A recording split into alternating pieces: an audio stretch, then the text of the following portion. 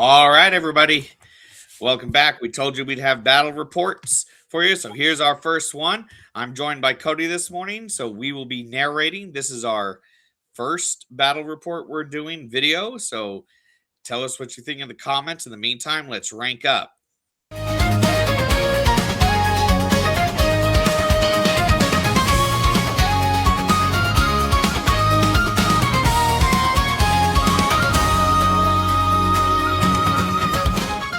All right, guys. So I'm welcomed here with Cody. And we did an Adepticon prep battle. So this is a big battle, 3,000 points. So it is tournament time entering in Adepticon this year, and I needed to test my list against some High Elves, those tricky guys that always have the tricks up their sleeves. So, and Cody here is my opponent. So we're gonna dive right on in. So first, guys, we're gonna take you through the battlefield. And Cody, how about you just kind of label what we had here on the battlefield itself? Okay. I think we rolled for scenarios, and we had the worst possible one. Yes. For a 3,000 point battle. I think this is my first 3,000 point battle, by the way. Okay. I've played 2,500 and below, but anyways, it's a lot of fun at this size. I really like it. But we chose, what was the name of it? You remember? It was the one where you had to deploy all in the center. You weren't allowed 12 inches on the side. I forget the exact. I think it was 9 inches on the side, but yeah, breakpoint. That's right. Yeah. And so I think that my breakpoint was 36 models. If I got down to 36 unit strength on the board, then you win the game. And if I got you down to 42. Yeah. Okay. Yeah. Unit strength. And so at 3,000 points, we're probably going 6 turns because that's a lot of models to kill. And we almost did. Yeah. We came close. It was a lot of models to fill in a tight, confined space. And it was. Yeah, so this is my garage. Played a lot of games on this old ping pong table. And my very humble terrain here. I need to build some more, but we've got a hill right over here on the side, and then a hill on my side, woods, this castle that we chose to use as a building you can enter, and more woods, and then a pond, which was difficult ground. No, I'm sorry, dangerous ground. Dangerous ground, yeah. So it was dangerous ground. So yeah, not a lot of terrain, but that was probably best with 3,000 points on each side. Yeah, and the whole reason why we made this tower accessible was because at Adepticon, towers you can enter, buildings you can't. They do put that odd distinction in the middle. I don't know if somebody who's more of a heavy infantry person decided to make it that way when they first introduced, but that was a news flash to me last year when I entered. I'm like, oh darn. Okay. So we practiced with the scenario. So pretty simple. I mean, in most battlefields at major tournaments are simple. They're simple. They're not going to be these complex mazes of things on the battlefield. They're going to be fairly simple in their layout. Part of that is for rule simplification. Part of that is to make the games go faster. Part of it is limited terrain for so many tables. Yes. Yes, that is very true. If you wonder why we have a lot more hills than any other piece of terrain at our tournaments, because hills are easy. Yeah, easy to make. So one thing that we did do or found out, and this is a reminder for everybody, for those of you who are unaware, maybe forgot because it didn't used to be this way, there is a maximum armor save that you can have on here. Now, we all know you can't have a 1+. That's gone since the days of 8th edition. But If you're infantry or cavalry, the max you're gonna have is a 2+. Plain and simple. It's been like that since the beginning. That didn't change. But the if you're on a chariot, monster, or a war machine, so Grand Cathay, and Empire in there, the max you can possibly have is a 3+. And that mattered because there are items that you can get to a 2+ on those big things, and you're not allowed. That is a rule since the 1.0 for it, and that kind of smashed my strategy initially when I was building this list, and it was kind of a rude awakening. I'm like, daggone it. So, reminder to those who's bringing big scary monsters in March, you can only have a 3+, regardless what the magic item says you can do. You max out at a 3. So you can pay for it, but it's not going to help you. Sorry. All right. So we got first deployment here. We got the High Elves. So this was Cody's army, beautifully painted High Elves. Oh, thank you. So take us through it. He'll take you through all the units here, and then we'll go through the characters because we got slides for those. So, all right. So on the left of this photo, I have 5 scouting Reaver Knights with a musician. I have next, I have 5 Dragon Princes, full command in marching column. I have a bolt thrower. Next to them, I have 6 Silver Helms, full command. Behind them, 11 archers on the hill with a musician. I have a huge unit of Phoenix Guard, 28, I believe, with full command and the battle standard, which gives them an extra D3 combat res. 580 points, I believe. That was a huge chunk of my 3,000. Behind them, I have my general on a Griffin, and it's standard build. There's a helm that gives him +1 armor save. He has full plate, so 3+ armor save, 5+ ward from Talisman of Protection, and 5+ regen from the Seed of Rebirth. And then next to them, I have let's see, is that my another 6 Silver Helms, full command. Behind them, 18 Sword Masters, full command, with my wizard. What's that? Stay away from those guys. Yeah, Sword Masters are pretty tough. They've got such high initiative, and they can do some damage. I've got my 3rd level wizard in there with illusion, lore master or lore familiar, and a Seed of Rebirth. He has glittering robes, so if he gets that off, -1 to hit in hand-to-hand combat. He's got, of course, doppelganger and Sword of Hoeth, so he's gets that off. 2d6, strength 5, hits, -2 armor save. And then Miasmic Mirage, which I never got off this game. No, yeah. Thank goodness. I rarely get that off. It's a high casting cost anyways, and this is a combat mage. So all right, Frostheart Phoenix, the big flying chicken there. I have 11 archers with a musician next to that. Next to the archers on the other side of those trees, another 5-man unit of Dragon Princes, full command, marching column. And then in front of them, I have 5 scouting Reaver Knights to disrupt the Bretonnian lines. And that's it. I will say this is almost the extent of my High Elf model. So I was pretty limited in what I could choose here. So I'm not sure this is an optimal army, but it gave me a chance to play everything or almost everything I have. So I would say it's a very optimal army because it for those who think elves can't fight, clearly he's not faced them in both. No, keep thinking that elves can't fight. Keep thinking that.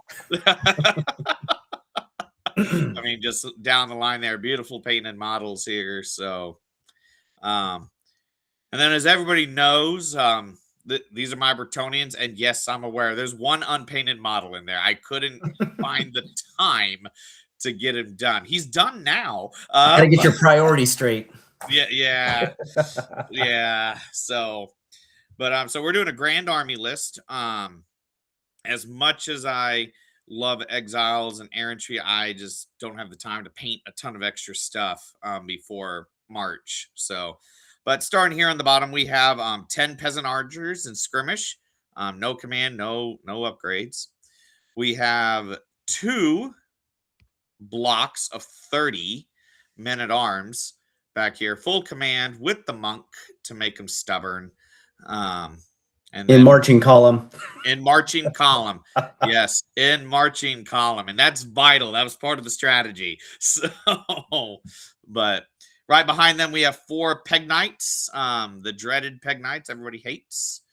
And then we have 20 right there in the middle. We have 20 knights on foot.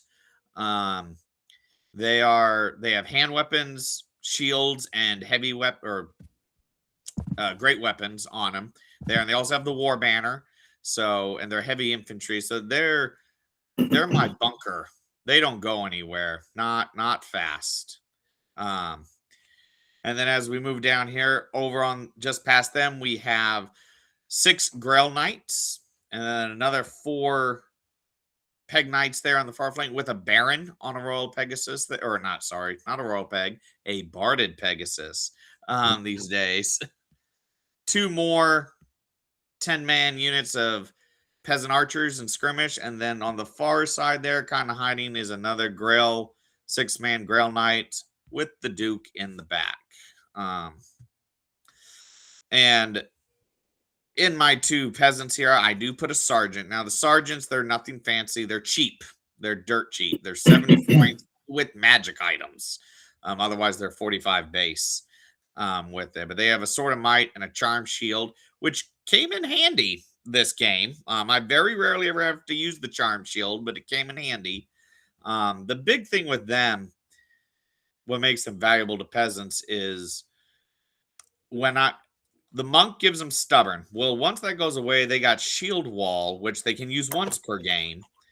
And sergeant at arms, though, what they allow to do, besides getting a higher leadership and it ranking up, because they do have horde on there, they allow on break test, instead of falling back in good order, they allow you just to give ground instead. So they're very nice little upgrade, and I say an upgrade, a nice character that makes your men-at-arms just better. And yes, as you will know, my men-at-arms, most of them are facing the wrong way with the exception of the front rank, because I don't like rearranging everybody when we move. So on there. The Duke, he's on a hippogriff, mainly because I'm afraid that Royal Pegasus doesn't survive well anymore. He has a 3-up armor save. He's leadership 9. He has the crackling blade, which gives him D6 strength or +1 strength and AP 1. He has the Dawnstone to re-roll 1s on armor saves, which never happened this entire game on it. And then Virtue of Knightly Temper, which gives him an additional D3 attacks with hatred. So he gets to re-roll all his missed hits. And then my BSB, a paladin on foot, has heavy armor. He has a great weapon. Hand weapon, he has anointed armor, which gives him, he's immune to killing blow on there and multiple wounds. He also has the Banner of Iron Resolve, which allows him to give the unit he's in stubborn on there, because I have no other way to give stubborn to my unit. So we tested this banner out. Again, I don't think I actually used it this game, if I remember right. But Virtue of Noble Disdain. So when he charges a unit that has shooting, they can't shoot at. They can't use the stand and shoot, which again didn't apply. And then over here on the non-painted Pegasus, we have a Baron with a shield, great weapon, heavy armor. So he has a 3-up armor. He has the Seal of Paravan, which makes him hit on 3s, regardless of the weapon skill. And then the Virtue of Stoicism, which allows him to re-roll break test. So he's practically a mini BSB within the unit as well. So, which again, I don't think actually he got to apply because he got killed when it mattered. So, And that's it for the Bretonnian. So we go to turn 1 because Bretonnia prays. Oh, go ahead, Cody. All right. This army is built to be aggressive, so I moved up everything except for my archers and bolt throwers. The idea was to get my dragon princes on the flanks and do a pincer move, trying to put pressure on the peasant bowmen on the left, and then the Grail Knights and peasant bowmen on the right. Now, I've played that scenario. Dragon princes don't do well against Grail Knights, and you'll find out later they didn't do so well against them this time. But I wasn't going in there thinking that I had a shot at winning, but mainly just holding them up from a Grail Knight coming in on my left flank there. So yeah, and that was the main thinking there. The Frostheart Phoenix on the very right there is kind of situated where I might be able to charge something in the next turn. And then I moved up both of my knight units. They're kind of blocking my sword masters and my oh, Phoenix Guard. Thank you. Yeah. But the deployment zone was so small, I didn't want to bunch up my units and then have to reform later. So I thought, well, I'll hit them in waves and then come in with my heavy hitters after that. My general's in the back. He can go a couple of different ways. He is a large target, or he's a large model, so he can jump over units and charge. I did put up my Reaver Knights as just an annoying unit to bait. They were that. Yeah, bait units. That's the cheapest unit I have, and they're still at 100 points. But I need to get some Great Eagles, I think. But that's pretty much it. Let's see. There's another Reaver Knight unit on my far left. Here it is. Yeah, over here. Yeah, and they marched up, and they're ready to charge the archers if any of them are left after Bretonnian turn 1 shooting. So that was it. I was able to get glittering robes off on my sword masters, but it didn't matter. My shooting, I don't think I did. You did 1 wound. I did 1 wound. Okay, that's about on par with elven shooting, high elf shooting, not wood elf shooting. That's a whole different thing. Yeah, they're much better at shooting, but yeah, 1 wound, that's fine. The shooting was there just maybe do a couple of wounds later in the round. So that's it. Turn 1 for high elves. Yeah, and this was the end of the turn, top of turn 1. Sorry, and this is like every Bretonnian's nightmare. We are confined in a tight space, and my first thought is, I'm like, we gotta maneuver quickly, which is what we did here. So let's see, is there? Nope, that's not what I wanted. So, but we initially, since we're in marching column, we get to move 12 because we're 4 inches base. So we move 12, and we're just gonna march up the line, get in their face, try to close that. Men at arms, anybody who fights them, they're not going to kill anybody. They're weapon skill 2, and I'm fighting things on the elf side, which is 4, 5, and higher over there. So they're not going to kill a darn thing, but they're there to speed bump. And my game plan is hopefully my men at arms are going to march up. They're going to take the brunt. They're going to take the charge. They're going to lose, but they got stubborn. So they're going to fall back in good order, and they're going to get that free reform and allow other things to open up and get those charges in, either on the flank or in their face, and get my bonuses in on them. We did charge here in the middle, my Grail Knights, to get rid of those Reavers there in front. They fled like they do. I mean, those Reavers, you can't ignore them. They're not going to necessarily kill things, but they're going to block everything for you to do anything.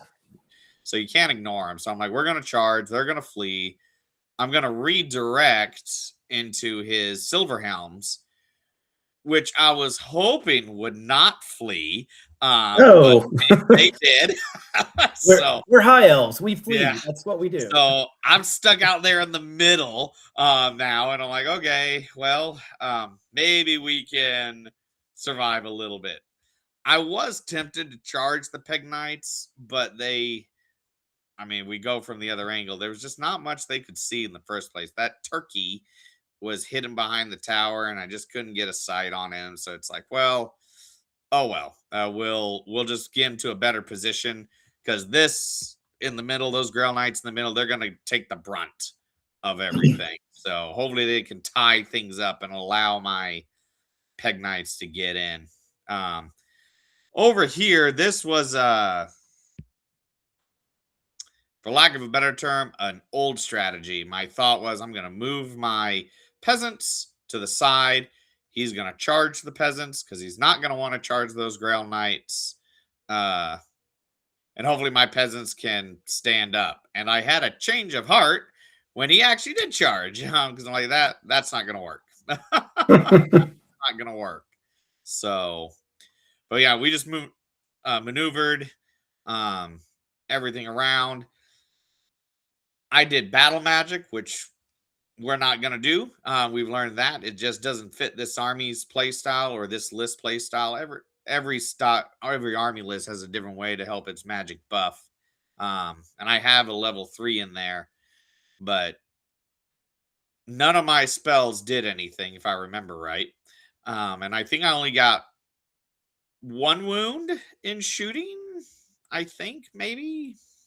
Yeah, I believe you took didn't you kill a Reaver Knight on your far right flank? Oh there? yes, over here. Yeah, I did 1 wound over there with my archers shooting into this. So a little bit more of the center from his point of view, and that's what he's left with on there. So yeah, I took out 1 wound, so it was 1 for 1, and I moved my Baron up in the middle again.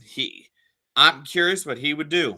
I've seen him do a little bit on a royal peg. We put him on a hippogriff to make him just more, pardon the pun, terrifying. So, and that was it for my turn. That's the board here at the end. Grail Knights over here on the bottom. We were not charging that in because we couldn't. We had peasants in the way.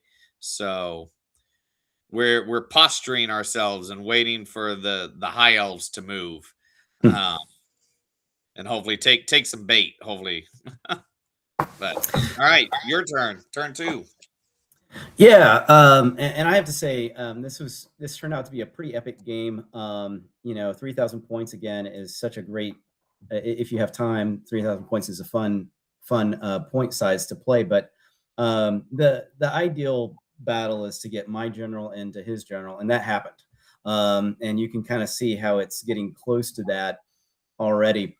So on my turn, I cast glittering robes on my sword masters, and then I just charged everything that I could. On the left there, I charged my Reaver Knights into his bowmen, and I was too close. They couldn't get a stand and shoot. And that was by design. My Dragon Princes charged his left men-at-arms unit. My Silver Helms charged his right men-at-arms unit with my general. I knew that I probably needed a little bit more punch. My Dragon Princes are hitting on 2s. My Silver Helms are only hitting on 3s. I say only, but yeah, only. Yeah, the Prince there added a little bit more punch, and I also thought with him being up front, he might be in a better position. The Sword Masters charged the Grail Knights. The Frostheart Phoenix charged the flank of the Grail Knights, and those Grail Knights, they were tough. Oh, thank goodness. The Reaver Knights on the right there, that's right next to the Frostheart Phoenix. I don't know why I snaked them in there. That was a dumb move.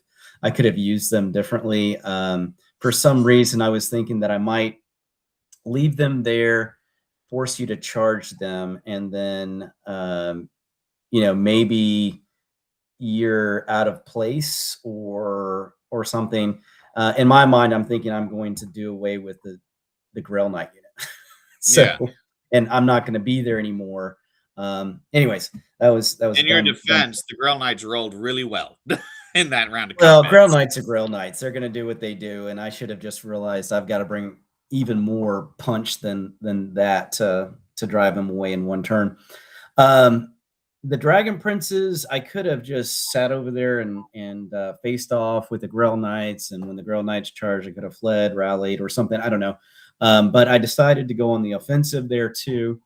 I charged the bowman though, and if he took it, then my Dragon Princes should wipe them out, or at least overrun out of the Grail Knights charge arc, and now I'm in a pretty decent position. Of course, which was fled. my worry, which is why I chose to fled, because it was at when you charged, I'm like, they're gonna be out because that lance is a narrow front, and I'm like, we're gonna flee because then he's forced to redirect.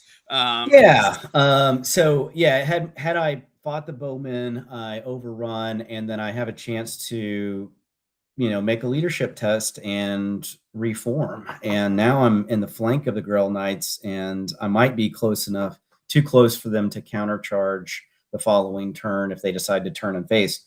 But anyways, he fled with the bowman. That's fine. They fled off the board. Great. Didn't have to deal with them.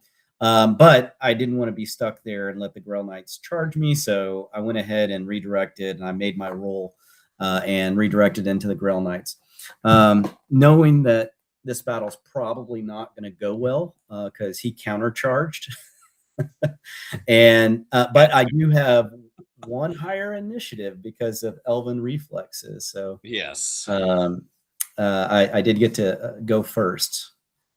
So yeah, that was pretty much it. My shooting, I don't think I had any real shots. I didn't do any damage at all. because I think if I remember right, the problem was these guys, your archers there on the top left, were out of range of everything. Out of range, yeah. And over here, they couldn't see anything because it was all on well, I think I shot into the building because you had that's right, snuck those bowmen into the building, but I was hitting on like sixes, I think, and it was just. Anyways, I didn't do any wounds there, and yeah. So.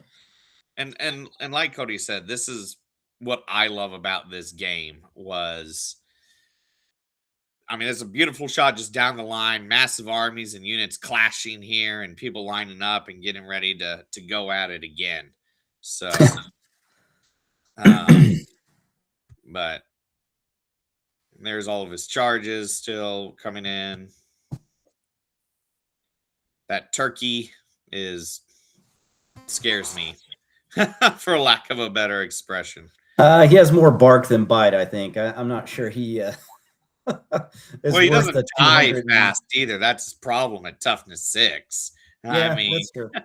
So, but all right. So there's your round of combat on the Grail Knights. Yeah. Yeah, I was able to kill 4 Grail Knights. You had 6 originally. Yeah. Okay. Yeah, I killed 4, but you didn't go anywhere. So yeah, stuck in combat, and that's not a great place for me. And then I think I drove your men-at-arms all the way back and I think this is something that you might consider if you're wanting your men-at-arms to hold up. You don't want anything directly behind them. Otherwise, they're going to be out of. Yeah. And so that was what I should have done too. Is I should have done shield wall, because that can happen at any time. But then I negate the stubborn. Yeah, you lose your stubborn, and you don't get 2 rounds of just hanging out. Yeah. So it's like, and in hindsight, I'm like, I should. Now they didn't flee off the board. They came close. They were close. They're just out of place now, and they can't do nearly as much. Yeah, they're not the speed bumps anymore. So I decided to hold with my silver helms and my prince on a griffin, knowing that he's gonna do some counter charges in a minute. And then my dragon princes did a lot of wounds, but you stubborn and just fell back a little bit. Yeah. Yeah, this first round of combat, I was actually hopeful that my Dragon Princes might hold up against your Grell Knights. Because I think you have 3 Grell Knights left. I have 3 Dragon Princes. And we I was, tied in this combat this first round. We bumped. We didn't do yeah, anything to each and it other. was because of your stinking lance formation, right? That gave you Yes. the +1. Yeah, I had lost my close order, and I just have a banner and 3 kills, I believe, Yeah. which And was very fortunate. I shouldn't have done 3 damage, but anyways. the trade-off is in a lance formation, you only need a unit strength of 5. Well, when your heavy cavalry is 2 per Yeah. model, 3 guys, you got a lance all of a sudden. So, I mean, you're Yep. good. So, and we still both had our musicians. Always take musicians. Can't stress that enough. So we just sat there and looked at each other, which is exactly what I was hoping to do. Just keep them occupied for a turn or two, so that I can get my main battle force down the line. And I will say, and I do mean this lovingly, I love Bretonnia, but the one thing we struggle with is there's no such thing as a 2-up armor save. There, or correction, there's no such thing as full plate in Bretonnia, period. So here I have a 38-point model. I don't know what a Dragon Prince cost off the top of my head. It's like 35 points. So we that 5 got a plus 2-up word armor. save is pretty nice. It is, and it saved me in this situation. Yeah. So it saved me here. So there's my Reaver Knights also, I forgot to mention them. They charged in, and I think you did a wound and I did a couple of wounds, and so we just kind of look at each other, but that's fine too. You're not shooting at me, so yeah. And and this right here in the middle did exactly what it was supposed to do. His Dragon Princes won the combat, killed everybody. And I'm trying to remember, was it this unit that you killed the Grail Monk in the first round? Yes, it was. So Stubborn is gone, but we have Shield Wall, which is what we ended up using in this situation, and they just backed up 2. Poof. Nice. Now. So which they're doing what they're supposed to be doing now, and they're being stubborn, they reformed, and they're fine. So ta-da. They're not gonna kill it. Didn't do a single wound back. But we held for it. Alrighty. So bottom of 2. This was the beginning of all those wonderful 6s he started rolling at this point. So I get a spell off, Curse of Arrow Attraction. My thought is I'm going to shoot these Silver Helms with my archers in the tower. And I've had pretty good experience with my archers killing elf Silver Helms. Yes. So, and like, okay, so we're going to do on the average 2 wounds, which will force him to do a leadership check, and then he'll maybe pass, maybe flee. I don't know. It's just the chance of it. And then he rolls that to stop it. So I'm like, well, never mind. So much for that idea. So yeah, that was the beginning of 6s for the rest of the night. And I think I said that'll be the only double 6s I roll for the rest of the night, and I wound up rolling 2 more, I think. So 2 more 6s for spells, 6s on armor saves. I mean, yeah, it was it was just the end. I'm like, oh. So, my loaded dice. I love them. But so peasants are holding. Obviously, these guys on the bottom are out of place, so we moved them up. We charged the Peg Knights with, and I promise that's not the line here. I had to take them off their base because, well, the wings don't match. They don't fit underneath that turkey. So it's a problem of height, lack of a better term.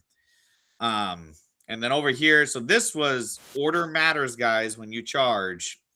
If you remember, my Peg Knights were behind my Duke. So I knew we had to charge with the Duke first. Into his High Elf Prince, Lord, what is it? What's the technical term? Prince.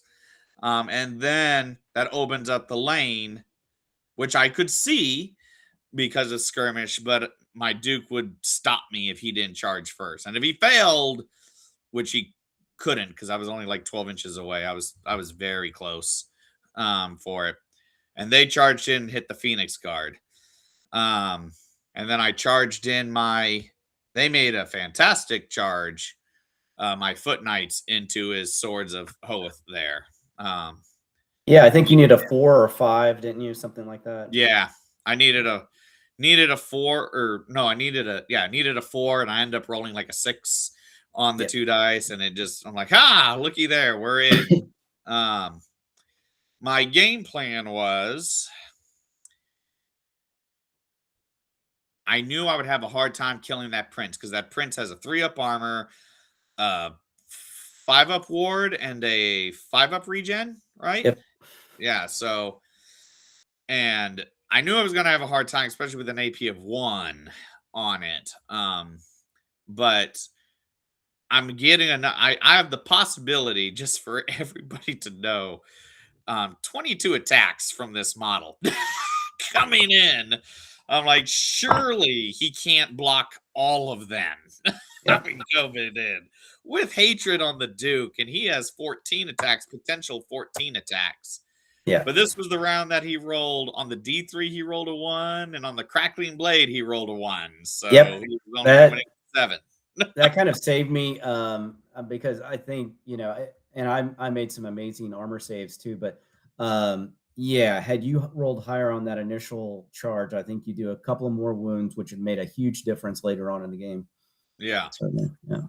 So we charged in, and then my shooting didn't yield much. I believe I'm trying to remember here. I don't think I killed any of his Reavers on the one side with my archers. But so, and then let me think. We skip. So over here, we are just bashing away. I did another wound on his Reavers. He did another 2 on my peasants. Yeah. We're just looking at each other. Yeah, we're looking at. We tied again, so it just nobody went anywhere. We're just staying put. And so this, we're gonna go back 2 slides because this is what mattered. When you are in combat, it matters what order you're gonna fight in. I did the combat between his prince and my Duke first, planning to win it, making him. All I got to do is make him give ground. I don't even have to make him fall back in good order. I just got to make him give ground. No, if I gave ground, fall back in good order. Yeah, I'd have to fall back in good order. Right. I got to make him fall back in good order. If I can get him to do that, I can then charge into his Phoenix Guard and do all those attacks again on the Phoenix Guard in the same turn. Yeah, in the same turn. Yeah, which is exactly how it planned and played out. I think though I'm trying to remember how many you lost by. Was it 1 or 2? It was close. Yeah, and I wound up falling back in good order. I did have my BSB there, but I didn't want to risk running, 11 or 12 because, you can fly over my Phoenix Guard and decide to chase him, I guess. Or no, I guess you would have to hit my Phoenix Guard. I would have to hit your Phoenix Guard, yeah. I probably should have re-rolled that. Charge. Yeah, I wasn't thinking straight. I probably should have re-rolled that, but it actually worked out really well for me. So yeah. Yeah. And again, so this unit down here, if you remember, this Silver Helm unit in the bottom here was in front of his Phoenix Guard, and I was halfway anticipating them to hold or to countercharge because they were close enough to do that. They were far enough to countercharge, and they didn't. So I redirected these Peg Knights into his Phoenix Guard in the process. Silver Helms don't have countercharge. Oh, that's right. That's right. Yeah, like one of the few cavalry units that don't in the game. Yeah, apparently a 1,000-year-old elf can't train hard enough to be able to countercharge. So, and here we we won the Peg Knights, the Duke did a wound, I believe. A wound snuck in on there. All those attacks and 1 wound snuck in. I actually did 2 wounds to you, didn't I? Yeah, you did 2 wounds to me. Your prince did 1, and then your maw on your on your. No, not not this Griffin round. did the other. The So later on, the maw did damage. I did 2 wounds to you, and you wound up doing 1. But if I remember correctly, you lost. It was regen save. I regen 3. That's why you won by 1 or 2. So yeah, and it ended up he fell back in good order. I charged into his Phoenix Guard. I rolled higher on the dice. I rolled a 4 on that crackling blade and a 2 on the Knightly Temper, and it just unleashed. You went to town. Yeah, he did what he was built to do.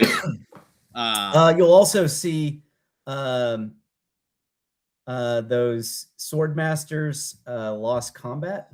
They did because of the same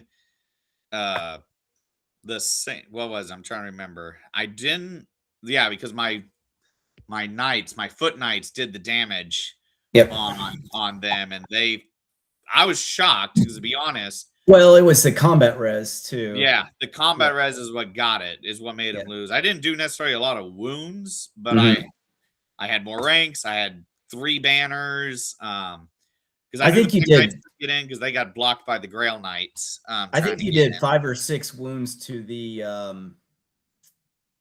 swordsman, yes, which is the most I've ever done to that unit. I can tell you that. The Frost Phoenix. I think you did 5 or 6 wounds. Yeah. Well, that was the Baron. The Baron did the vast majority of that legwork himself. Yeah, he carved up that turkey for sure. I mean, so that turkey makes everybody strike last, so it didn't matter. The Baron went first, and when you're hitting on 3s, man, it's nice, and you're wounding on 4s with an AP2. He carved up that turkey really well. And then here, miraculously, my peasants did 2 wounds on his dragon princes over there. He needed a 3 because I went with the halberds because now I got the ranks to do it. And, this was an epic game of swings back and forth. Initially, I was, turn 2. I thought I was doing really well. Top of turn 2, bottom of turn 2, it was not looking very, very good for the High Elves. So. Yeah, and so, like I said, his Phoenix Guard fled. I decided to pursue with both the Duke and the Peg Knights. And the Duke runs into your prince like I planned because I'm like, I'm not giving him the opportunity to charge me because I'm too close. I can't countercharge. I got to keep the momentum. But I didn't fully calculate the Peg Knights catching the fleeing Silverhelms, which destroyed them. But now they're 2 inches away from his Phoenix Guard. I'm like, held them in place, so they sacrificed themselves to protect the Phoenix Guard. Yeah, so they got killed, but now I'm 2 inches away, and I'm like, I'm in. My Peg Knights are out of position. I'm in trouble. So, and then my Grail Knights do another wound. With, by the way, no AP value. He needed a 2 to save and rolled a 1. Yeah, princes. It is 100% of the time. If I have to roll 1 dice on a 2-up save, I'm going to roll a 1. It's guaranteed. I'm rolling a 1. So that's what happened. They fled. I tried to pursue. I did not catch him. 3 inches short. I was a little disappointed. That's the lowest I've ever rolled on a pursue. I was really kind of annoyed. I was very lucky because had you caught me, you could have taken a leadership test, reformed, and just faced my flank, and that would have made a huge difference in the game too. I'm not gonna say this is what lost the game, but this is what changed the whole momentum. All of a sudden, all the momentum I gained, I'm like, oh. And then the Grail Knights in the middle pursued up, knowing that I'm probably not going to beat him, but you're going up against Silverhelms to charge me, huh? You're going up against Silverhelms. You should beat them. Yeah, but I'm like, I'm not going to give him the opportunity to charge. He's too close. I got to go after him. So, and I couldn't overrun with my Peg Knights because they just run into the back of the Grail Knights, and I didn't want to get them out of position. So we restrained on everything else. Turn 3. So to you. Yeah. So my wizard is fleeing with the sword masters. That was Yes, he unexpected. is. So I'm not casting glittering robes. And I believe I made my leadership test. So I Yeah, turn they rallied around. this turn. Yep. Yeah. And my dragon princes, the two I had left, that faced off against the Grell Knights, rallied as well. Yeah, and I turned them, angled them so I could march around. I made my march test, I believe, and I Yep. marched around your Grell Knights. So they're Out they're of trying to sight. hide. Yeah. Yep. And it was just elves doing what elves do best. Drilled is something else that doesn't exist in the Bretonnian army. So Yeah. knights But that find full I lives can't believe drill. this round, shooting was a little bit more relevant. Yeah, Yes. I don't know if I ran down your The men men at at arms. arms. Yeah, Yeah. So you charged in with your Dragon Princess. dragon princes and did enough wounds. You killed my sergeant. Yeah, And we fled, and you chased us down. We didn't flee far. We fled like 2 inches. I remember that. I'm like, oh, that's right. dadgummit. I Yeah, fled and I for made 3 a inches. That's leadership what it was, test. 3 inches. Huh? I made a leadership test and reformed. You'll Yeah. notice that he had a 4-man unit of Peg Knights. All that shooting.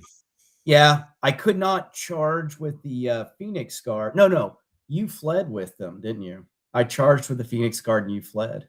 Yes. That's Yep. right, because you I didn't want to fled. take that charge. Yeah, And I which would didn't have been flee far it would have been either. a bad charge for you, but yeah, you didn't flee far, but I couldn't catch you. And yeah, my archers and my bolt thrower went to town and wound up killing 2 Peg Knights. So that was impressive. Well, and this was the round 2 where you did 2 additional wounds on my Duke. And you And didn't this do is any. where I had a hard decision to make. Grail, anybody with the Grail vow, so Grail Knights, Dukes, Barons, if you give them the upgrade, Paladins, if you give them the upgrade. Grail vow, they're immune to psychology. They ignore panic caused by friendly knights and everything else. But they also get stubborn in that rule. The problem is, stubborn or fall back in good order is still a flee. And if I flee, I lose my ward saves all of a sudden. So I gambled that I would pass a leadership check. I needed like an 8, an 8 or a 7. I remember that I needed a 7, but my BSB was close enough that I could do a reroll, and I'm like, okay, we're gonna do this, and we rolled double ones for the win. So we just gave ground. I'm like, okay, so Yeah. So you didn't do any wounds to me. I won by 2, so I think you needed a 7. yeah. Next to our epic clash between our generals, your Grail Knights took out 2 Silver Helms, and I think we tied. Yeah, we tied because I I don't know how. I killed 2, you did none. I'm trying to remember exactly. Oh, maybe I just gave ground and I was pushed up against the sword master. That's I right. think that's what. Yeah, because I think you won gave by ground, 1. but got stuck by the Silver Helms. Yeah, And it was. And in a million years, those Silver Helms aren't going to win that fight. Grail Knights are just too good. But now they're blocking the sword masters from doing anything. So yeah. So it was, and then over here on the bottom, you killed the peasants finally. They fled, and you overran them. So yeah, they did their job. They did their job. They did their peasants' duty. So that's a 101 point unit to how many points are there? 50 points. 50. Okay, 50. That makes sense. 50 points. So bottom of 3. Now, yeah, a lot happened here. So this was slightly after. Right now, in hindsight, I should have just kept the Peg Knights back. but I wasn't expecting my Duke to die either. In the Yes, process, so I wasn't expecting that either. But and well, let's going too far here. So, but we drew back the Peg Knight, the 2-man Peg Knights, all the way back here in the bottom. We're just going to try to save points right now. They don't have a ward save anymore. They're not really conducive fighting force. I could have charged, but no, I couldn't because they fled. They didn't rally, and they did. They rallied. They rallied, and then you marched them. Yeah, but you did charge your men-at-arms at my Dragon Princes, and I fled, I believe. And you fled, yeah. And I'm just too slow to catch them. The Peg Knights charged in. We did crush the Silver Helms in the process, and moved straight into the Swords of Hoeth. But in that time, the Duke died in combat. Yeah, and this was an epic combat too. I mean, yes, it was. It came down to this. I did another. Was it 2 wounds in this combat that I did? And didn't both of our maw attacks do 2 wounds? Yes, they did. Both of the maw that was attacks the difference. Yes, I've never had a maw attack do anything because there's no armor piercing. Ever, I've never had to do a darn thing. That's what finished off your Duke, and you did in your maw attack with your Hippogriff did 2 wounds to me too. So that was epic. Yeah. So the Duke died, which he was a lot. Yeah. And unfortunately, it's gonna be my turn coming up, and I've got my general facing your Peg Knights, and that's no bueno for you. Yeah, the Duke was 482 points, and he lost to what's your elf prince there? 350. Yeah, so oof. It was hurtful. But then over here, his shooting took out 2 Grail Knights. My shooting took out a Dragon Prince. And we're just kind of dancing around the circle over here. Yeah, we're just trying to conserve those points, dancing around the tower. Yeah. So that was him fleeing. I couldn't catch him. I did a chase, but I'm just infantry's is a little, and he didn't roll far. That was the deal. He didn't flee very far. I just couldn't roll high enough to get him. But that Baron again, they did a bunch of attacks into the High Elves, and they hurt back with them. And you did kill both Grail Knights at the end of turn 3 there. So finally, the Swords of Hoeth killed, and that was the result of that combat with it. Was that turn 3 or top of turn 4? That was top of turn 4. Yeah, because your Peg Knights got a overrun into my Sword Masters, and I charged my general into your Peg Knights to try to take them out. Yeah. Sorry, my computer's giving me a low battery here, so but it shouldn't because I got it plugged in. But yeah, and at this point, I'm just trying to go after some points. Remembering the scenario breakpoint, he's got still has a lot of men-at-arms and foot knights. So I moved my Illyrian knights away, my Dragon Princes away, moved up my Phoenix Guard to try to maybe come after the foot knights. I was pretty confident that my general and sword masters could handle your Peg Knights and Baron. Maybe a little too confident, but anyways, I think that was at the end of top of 4, right? This was the top of 4 here, and and my archers took out your final Grail Knight. Yes, they did. And you charged, and it was on a stand and shoot, I believe, or maybe that was the previous turn. Anyways, it was not a stand shoot because I tried to charge you in the previous turn, and you failed. Okay, he failed. That's where you knocked him from 2 to 1. Okay, and this turn you shot him. He couldn't do anything. So. Yeah, and it wasn't the bolt thrower over there either. I don't think. I think no. It was the archers. It was the archers. Actually did it. Yeah, that bolt throw. I will say I did not take a lot of wounds from the bolt throwers. No, they're not overly impressive, but so anyways. but so bottom of 4 now. Now it's mine. Now we're desperate at this point. We got very limited on the board. Men at arms are out of position. The archers on the tower, they're shooting. We're just not hitting anything at this point. But so I'm like, okay, one desperate act. He extends a challenge. I accept with my Baron, and in my brain, I'm like, this is the only thing I got that has a decent, because you only got like 2 wounds left or whatever it is left on your prince at this point.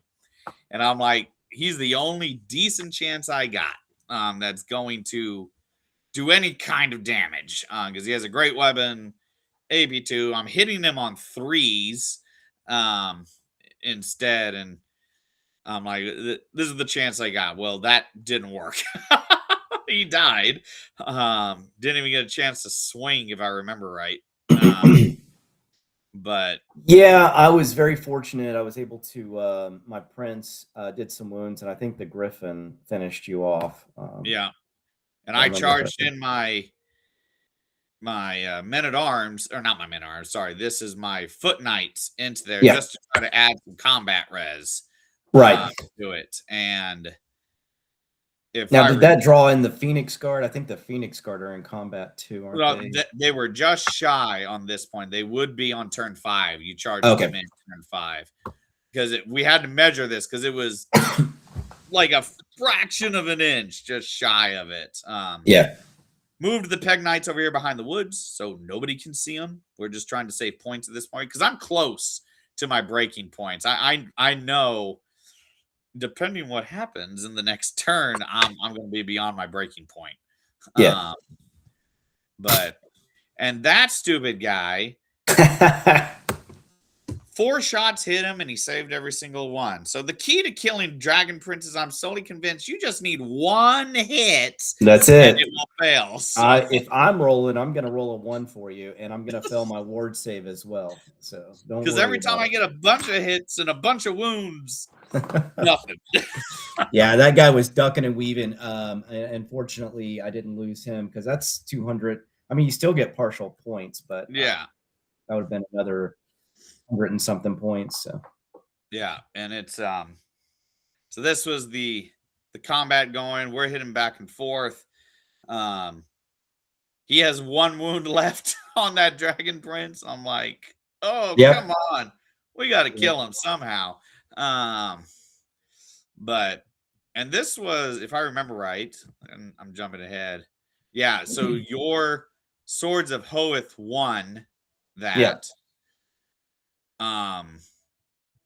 They fled. They would flee this turn, run away with 1 guy with 1 wound left. And they didn't go up, or no, they got stopped by your prince. I hit the back of my prince. I think without your Baron dragon and without charging in and getting like furious charge, they're just not much of a match against sword masters. And they're unfortunately, and again, it goes back to your Duke dying unexpectedly, and my prince being able to charge in and challenge your Duke or Baron out. So, and then these guys, the peasants down here, I'm trying to remember. They fled for some reason. I forget what happened to them, but they fled away. No, it was shooting. That's right. Shooting came in handy. Shooting came in and made them flee. Yeah, my archers and my bolt thrower actually did enough damage, and you failed a break test. Yeah, and then I think that was after that middle combat. That was you were below your break points at that point. Well, at the end of the top of turn 5, right? Because we did the math right because I'm like, oh, we got to be close. Okay, and right here it was, I think like 1 wound away. Yeah, that's right. It was 1 wound away. We were 1 wound away, and we're like, oh, here we go. And turn 5, well, you did the 1 wound. Yeah. It just needed 1 wound, and it was over. So, but Yeah, close game, lots of fun. I mean, just epic battles in the middle, the way that Warhammer should be, and yeah, 3,000 points is a lot of fun. Yeah.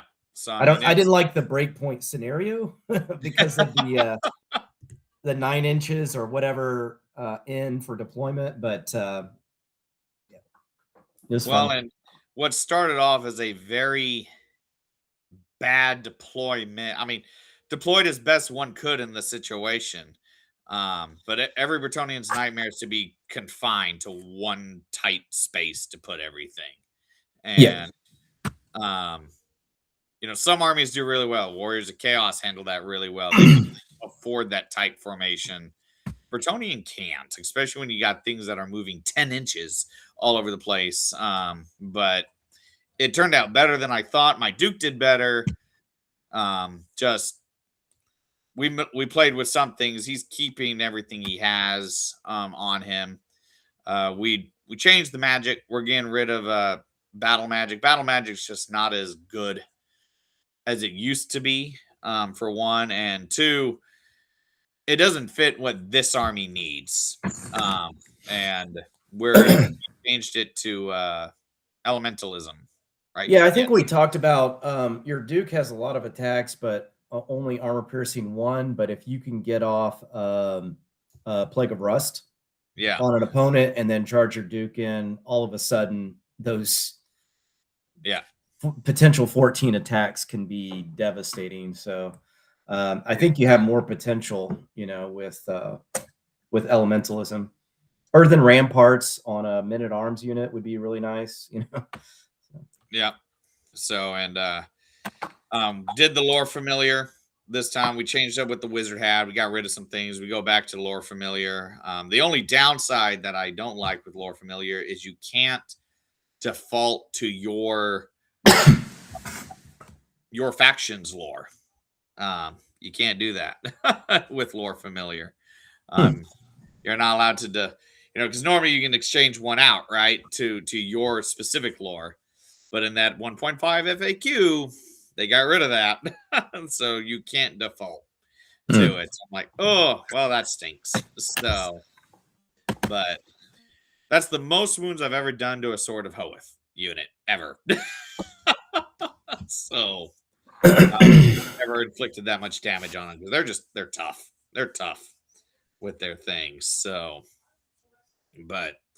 so guys, tell us what you think of this battle report. This is not gonna lie, this is inspired for those really old veteran players out there like ourselves. This type of battle report was inspired by Once Bitten, who used to do slideshows like these all the time and narrate as he went.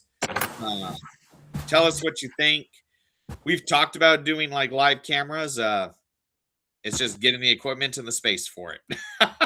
That's the big thing. So, but if you haven't registered for Hoist the Black Flag, please do. We got 10 signed up, guys. So we're already getting a pretty good turnout for it. February 28th will be that practice day. And for any questions you might have, we've already had a couple that we've answered in there and clarified some things. But for the most part, we're ready to play. Anything for you, Cody? That's it. Hope to see you all there at our tournament, and I know you'll have a great time if you show up. Yes. So, guys, we will have more videos coming up. We'll have a couple more battle reports in the future. I can't give you a time frame of how fast they'll be. It largely depends on our schedules, but we're going to be starting doing more videos for you guys. More people seem to watch them, and we get a lot of positive response from you guys. So in the meantime, take it easy and see you on the flip side.